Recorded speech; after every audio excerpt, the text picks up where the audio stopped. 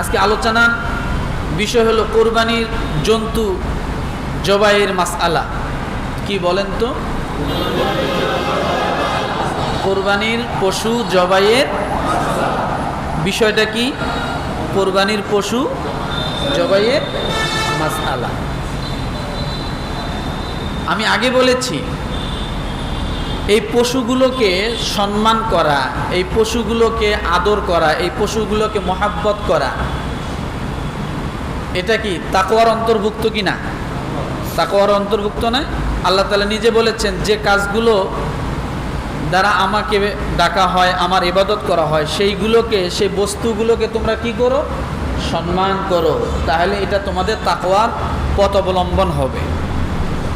তো যাই হোক, আল্লাহ যেন যাদেরকে কোরবানি করার মতো, দেওয়ার মতো সামর্থ্য দিয়েছেন, দিবেন, আল্লাহ যেন তাদের অন্তরের মধ্যে ওই সমস্ত পশুগুলোর মহাব্বত, মায়া যেন অন্তরে ঢুকায় দেয়, বলি আমিন। আসুন আমরা মূল আলোচনায় চলে যাই। তাহলে আমাদের আলোচনার বিষয় হলো কোরবানির পশু জবাইয়ের মাসআলা। আল্লাহ পাক রব্বুল আলামিন বলেন,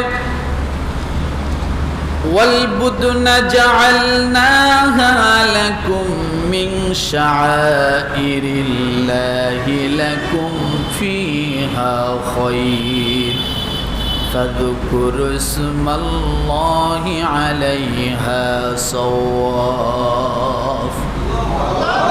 সূরাতুল হজ আয়াত নাম্বার 36। কত?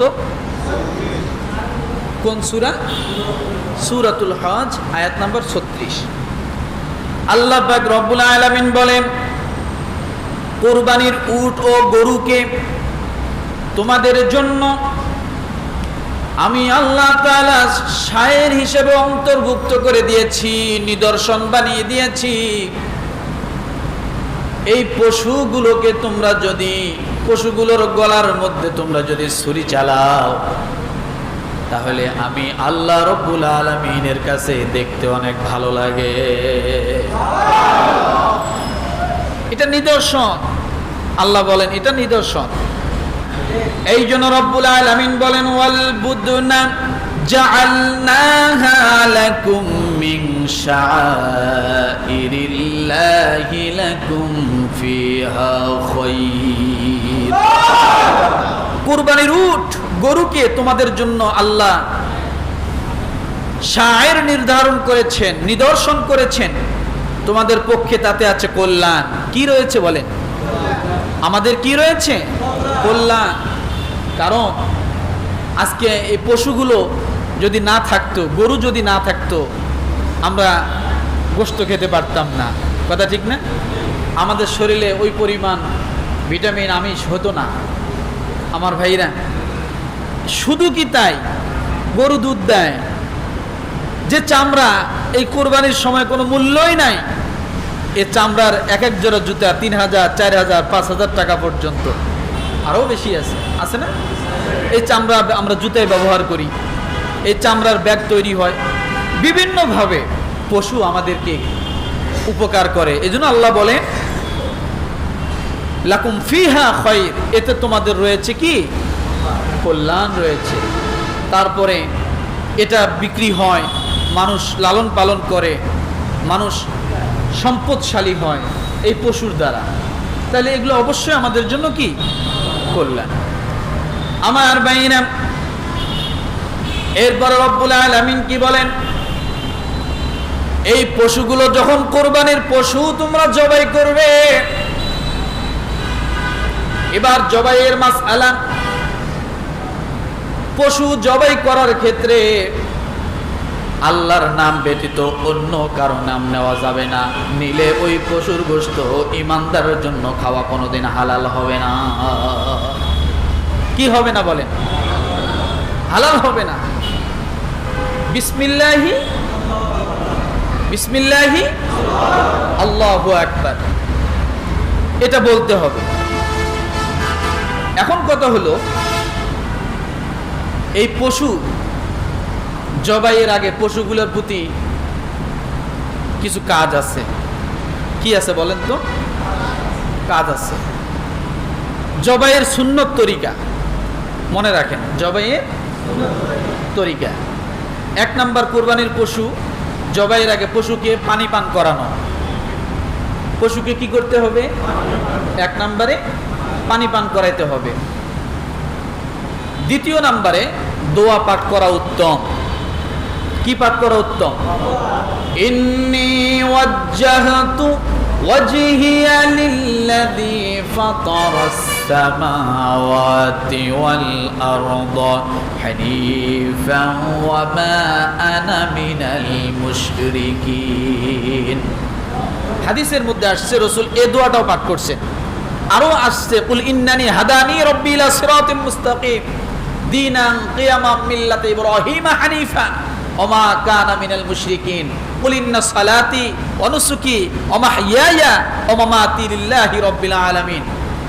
এরপরে আল্লাহুম্মা তাকাব্বাল মিন্নি কামা তাকাব্বালতা মিন হাবিবিকা ওয়া খলিলিকা ইব্রাহিম মুহাম্মদ সাল্লাল্লাহু আলাইহি সাল্লাম আল্লাহুম্মা মিনকা ওয়া লাকা বিসমিল্লাহি আল্লাহু আকবার। এই দোয়াগুলো পাঠ করেছেন। তাহলে জবাইয়ের আগে কি করতে হবে? দোয়া পাঠ করতে হবে। আর আমাদের সমাজে তো দোয়া নাই। আমাদের সমাজে এক একজন বিড়ি টানতেছে, এক একজন এক এক দিকে যাইতেছে, কেউ ঘুমাইতেছে, হুজুর চালান আছে না? নাই, খবর নাই। আমার ভাইরা, এই দিকগুলো আমাদের সবসময় খেয়াল রাখতে হবে। কোরবানির সময় আমরা যারা কোরবানি দেব সকলেই একটু নিকটে থাকার জন্য। কোথায় থাকার জন্য? নিকটে থাকার জন্য। এরপরে কেবলামুখী করিয়ে শোয়ে নিজ হাতে জবাই করা। কি করা বলেন তো? নিজ হাতে জবাই করা, এটা সবচেয়ে উত্তম। এর থেকে উত্তম নাই। সবচেয়ে উত্তম কি? নিজ হাতে জবাই করা। 3 নম্বরে অন্য কেউ করাইলে জবাইয়ের স্থানে নিজেকে উপস্থিত থাকা। যদি অন্য কাউকে দিয়ে জবাই করান তাহলে কি করতে হবে? নিজে উপস্থিত থাকা আর নিজে মনে মনে দোয়া করা, আল্লাহুম্মা তাকাব্বাল, আল্লাহুম্মা তাকাব্বাল। আয় আল্লাহ, আমার এই কুরবানিকে আপনি কবুল করেন। আয় আল্লাহ, আপনি আমার এই কুরবানিকে কবুল করেন। কারণ লক্ষ লক্ষ টাকা দিয়ে গরু কিনে এটা যাতে বিফলে না যায়, এই গরু কিনতে যায় কত কষ্ট হয়েছে, কত পরিশ্রম হয়েছে, হাটে হাটে ঘুরতে হয়েছে, তাই না? এটা যেন বিফলে না যায়, এই জন্য জবাইয়ের স্থানে নিজে উপস্থিত থেকে আল্লাহর কাছে কি করা? বেশি বেশি করে দোয়া করা। তারপরে শরীকি কোরবানি হলে শরিকদারদের অনুমতি নেওয়া। সবারই অনুমতি নিয়ে কি করা? কোরবানি করা। কারণ 5 জন আছে, 2 জন নাই। এখন একজন বাড়িতে, একজন বাজারে, আরেকজন এখন ঈদের মাঠেই রয়েছে। এদিকে কোরবানি দেওয়া শেষ, ওই বাকি 3 জন 3 রকমের কথা আসি বলবে, বলবে না? এই জন্য শরিকদার কোরবানি হলে সকলেই জবাইয়ের সময় কি করা? উপস্থিত থাকা। এরপরে যিনি জবাই করবেন তিনি জবাইয়ের স্থানে উপস্থিত হওয়া। গরু ফালাইয়া বয়ে রয়েছে, হুজুরের খবর নাই, আছে না? আছে। হুজুর আয়নাকে গরু তো বান্ধে টান্ধে একেবারে ফালাইয়া চিৎ করে থুয়ে দিছে। তো হুজুর যখন উপস্থিত হবে তখন কি গরু ফালানো। আবার এই জবাই নিয়ে তো আরো অনেক সমস্যা। কে কার আগে জবাই করবে? হুজুর আমারটা আগে করলো না কেন, তারটা পরে করলো কেন, তারটা আগে করলো, আমারটা আগে করলো না কেন, অনেক কথা আছে না? এই জন্য হুজুর উপস্থিত হওয়ার পরে তারপরে কি করা? গরু ফালানো। তাহলে গরুটার কষ্ট, পশুর কষ্ট হবে না। এবং যখন জবাই করবে ওই সময় বিসমিল্লাহি কি বলতে হবে? এই বিসমিল্লাহ আল্লাহর তো বলা দূরের কথা, ওকে এদিক দিয়ে ধরো, ওদিক দিয়ে ধরো, ঠাইসে ধরো, যাইতে ধরো, কথা ঠিক না? এই ঠাইসে ধরো, যাইতে ধরো বলতে বলতে জবাই শেষ। লাস্টে হুজুর জবাই হয়েছে, কয় হ, বিসমিল্লাহ আল্লাহর তো বলা হয়নি। আছে না? আসলে যখন যে আমলটা, তখন সেই আমলের দিকে মন মেধাকে এক করা। এই জন্যেই ইন্নী ওয়াজ্জাহাতু ওয়াজহিয়া লিল্লাযী ফাতারাস সামাওয়াতি ওয়াল আরদ, এটা শুধু জবানের কথা নয়, এটা কাজে কর্মে লাগানো। যে আমি একনিষ্ঠতার সাথে এই পশু জবাই করতেছি, আমি কিবলামুখী হচ্ছি, একনিষ্ঠতার সাথে আমি নামাজ আদায় করতেছি, একনিষ্ঠতার সাথে আমি হজ করতেছি, মোট কথা আমি একনিষ্ঠতার সাথে কিবলার দিকে মুখ করে আমি আল্লাহর ইবাদত করতেছি। এটাই হলো ইন্নী ওয়াজ্জাহাতু ওয়াজহিয়া লিল্লাযী ফাতারাস সামা। এবং দুনিয়াকে আমি তালাক দিচ্ছি, এটা আমার ভাষায় বললাম, দুনিয়াকে কি দিচ্ছি? এই মুহূর্তে আমি দুনিয়াকে তালাক দিচ্ছি, এই মুহূর্তে আমি আখিরাতমুখী হচ্ছি। ফাতারাস সামাওয়াতি ওয়াল আরদ, আসমান এবং জমিনের যা কিছু আছে সব কিছুর দিক থেকে মুখ ফেরাইয়া আমি আল্লাহর দিকে রুজু হচ্ছি। আমার ভাইরা, এই জবাইয়ের সময় 4টা রগ কাটতে হবে। কয়টা? 4টি রগ কাটতে হবে। 3টা কাটলেও হবে, কিন্তু মূল রগ থাকে কয়টা? 4টা রগ। এখন কথা হলো, ভালো করে বোঝেন, যখন জবাই করা হয়, জবাই যখন করে তখন আরেকজনও কিন্তু ছুরি ধরে না অনেক সময়। উভয়ে বলবে বিসমিল্লাহি আল্লাহু আকবার। যদি এটা না বলে, মনে করেন জবাইয়ের সময় হঠাৎ করে গরু ধরতে ছুটতে ভয়ে সব মনে ভুলে গেছে, মনে নাই, আছে না এরকম? জবাইয়ের সময় বিসমিল্লাহি আল্লাহু আকবার বলল না, ইচ্ছা করে যদি না বলে, আল্লাহ তাআলা সে বিষয়ে কি বলেন? রব্বুল আলামিন বলেন, ওয়ালা তাকুলু মিম্মা লাম ইউযকার ইসমুল্লাহি আলাইহি ওয়া ইন্নাহু লাফিসক ওয়া ইন্নাশ শায়াতিনা লায়ুহুনা ইলা আউলিয়াইহিম লিয়ুজাদিলুকুম ওয়া ইন আতা'তুমুহুম ইন্নাকুম লামুশরিকুন। সূরাতুল আনআম। কোন সূরা? সূরাতুল আনআম, আয়াত নাম্বার 121। কত?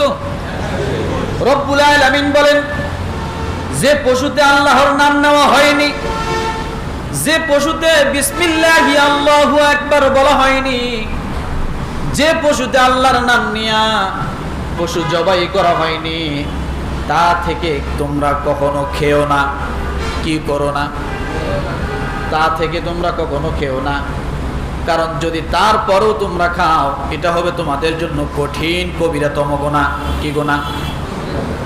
হারাম হয়ে যাবে। হালাল টাকা দিয়ে পশু কিনেছেন, সব ঠিক আছে, ইচ্ছা করে আল্লাহর নাম নিয়ে জবাই করলেন না। আল্লাহ বলেন, এই পশু গোস্ত যত দামি হোক না কেন, পশু যত দামি হোক না কেন, জবাই যত উত্তম মাধ্যমে হোক না কেন, তারপর এই পশুর গোস্ত ইমানদারের জন্য খাওয়া জায়েজ হবে না। ভালো করে বুঝুন, ইচ্ছাকৃতভাবে। আমার কাছে একটা প্রশ্ন আসছে যে এক ব্যক্তি ইচ্ছে করে জবাইয়ের সময় বিসমিল্লাহি আল্লাহু আকবার বলেনি, ইচ্ছে করে। যদি তাই হয়, তাহলে ওই গোশত তার জন্য কি হালাল হবে না। তাহলে এটা কি গুনাহ বলেন তো? কবিরা গুনাহ। আল্লাহ নিজে বলেছেন সূরা আনআম আয়াত নাম্বার 121, যেটা হলো মারাত্মক কবিরা গুনাহ।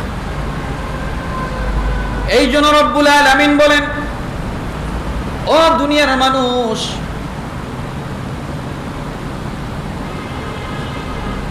যারা এই রকম ভাবে বিসমিল্লাহি আল্লাহু আকবার অথবা আল্লাহর নাম ছাড়া কেউ যদি পশু জবাই করে, এটা হবে শয়তানের কাজ। কিসের কাজ? কথা বলেন। وَإِنَّ الشَّيَاطِينَ لَيُوحُونَ إِلَى أَوْلِيَائِهِمْ لِيُجَادِلُوكُمْ وَإِنْ أَطَعْتُمُوهُمْ إِنَّكُمْ لَمُشْرِكُونَ। এটা হলো শয়তানের কাজ। আর শয়তান তাদের বন্ধুদেরকে তোমাদের সাথে বিতর্ক করার জন্য প্রচেষ্টা দিয়ে থাকে। তোমরা যদি তাদের কথা মতো চলো তবে তোমরা অবশ্যই মুশরিকদের অন্তর্ভুক্ত হয়ে যাবে, নাউযুবিল্লাহ।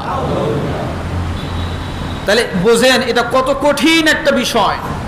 ইচ্ছাকৃতভাবে জবাইয়ের সময় কেউ যদি আল্লাহর নাম না নিয়ে পশু জবাই করে, এক নাম্বার হলো কবিরা গুনাহ, দ্বিতীয় নাম্বার হলো শয়তানের কাজ, তৃতীয় নাম্বারে হলো এটা মুশরিকদের অন্তর্ভুক্ত। তাহলে গুনাহটা কি ছোট? মুশরিকদের অন্তর্ভুক্ত। এই জন্য আমরা কখনো এই বিষয়গুলো করব না। সব সময় এই যে মুরগি কিনতে যান, স্মরণ করায় দিবেন, ভাই বিসমিল্লাহ আল্লাহু আকবার বলেন। আপনি বলবেন, এটা আপনার জিম্মা, আপনার দায়িত্ব, কারণ গোশত তো আপনি খাইবেন। কথা ঠিক কি না? গোশত কি খাবে? আপনি খাইবেন। তা আপনি তো আসেন উপস্থিত সামনে, তাই না? এই জন্য স্মরণ করায় দেওয়া, কারণ আমার এই টাকাটা দিয়ে যে পশুটা আমি কিনতেছি এটা যেন কি না হয়, হারাম পর্যায়ে না যায়। আমার ভাইরা, 7 নাম্বার যে বিষয়টা, জবাইয়ের সাহায্যকারী যারা থাকবে, অর্থাৎ জবাই করার সময় যারা থাকবে তারাও কি বলবে? বিসমিল্লাহি আল্লাহু আকবার। এরপরে কথা হয়েছে 8 নাম্বার, নারীরাও কিন্তু জবাই করতে পারবে। নারীরা পুরুষের পাশাপাশি আমাদের সমাজে কিন্তু এটা আমরা বাঁকা চোখে দেখি। হ্যাঁ, নারী মানুষ জবাই করছে, এটা কি খাওয়া যাবে? কেন যাবে না? নারী কি সমস্যা করছে? নারী এবং পুরুষ উভয়ে কি করতে পারবে? এমনও বাড়ি আছে পুরুষ শূন্য, নারী নাই, পুরুষ নাই, কি করবে? আগে একটা মুরগি নিয়ে পুরো এলাকায় ঘুরে বেড়াইতো, হুজুরের কাছে নিয়ে যাও, মসজিদে নিয়ে যাও, হুজুরও পায় না, মুরগি জবাই হয় না, খাওয়াও হয় না, ছিল না? কি বলেন? আসলে ইসলাম না জানার কারণে এত কষ্ট করছে। নারীরাও কি করতে পারবে? জবাই করতে পারবে। আরেকটা বিষয়, এটা যেহেতু সকলের জন্য বলছি, এটা আমি জানার অবগতর জন্য বলছি। 1 নাম্বার নিজেরা জবাই করা কি ভালো। দ্বিতীয় নাম্বারে আপনি যদি মনে করেন যে না, আমি একজন ভালো অভিজ্ঞ ব্যক্তিকে দিয়ে জবাই করাই, একজন হুজুরকে দিয়ে জবাই করাই, যদি আপনি এটা মনে করেন, আলহামদুলিল্লাহ ভালো, কিন্তু আপনি পাশে থেকে কি করবেন? দোয়া করবেন। যাকে দিয়ে আপনি জবাই করলেন, যেই হোক না কেন, যেখানেই হোক না কেন, তার জন্য একটা সম্মানই রাখবেন। কি রাখবেন? কি রাখবেন? একটা হাদিয়া রাখবেন। হাদিয়া দেওয়াও সুন্নত, নেওয়াও সুন্নত, খালি কোন, কিন্তু কাজে তো নাই, কাজে পাওয়া যায় না নাকি? যিনি জবাই করবেন তাকে আপনি একটা হাদিয়া হিসেবে দিবেন, এটা তার হক। কি বলেন তো? এই গরুটা কিনতে যায় এমন কোনো জায়গা নাই যে আপনি টাকা দেন নাই। কি কথা বোঝেন নাই? এমন কোনো জায়গা নাই যে আপনি দেননি, কিন্তু যিনি জবাই করলো তারও কিন্তু সেখানে একটা কি আছে, সে পরিশ্রম করেছে, তার শরীরে রক্ত মেখেছে। সে যদি বলে আমি করব না, তার প্রতি জোর নাই। জোর আছে? তার প্রতি জোর নাই। কিন্তু আমাদের সমাজে এটাকে জোর করে চাপিয়ে দেওয়া হয় অনেক ক্ষেত্রে, অনেক জায়গায়। কিন্তু উত্তম কোনটা? নিজেরটা নিজে করা, এটা আগে।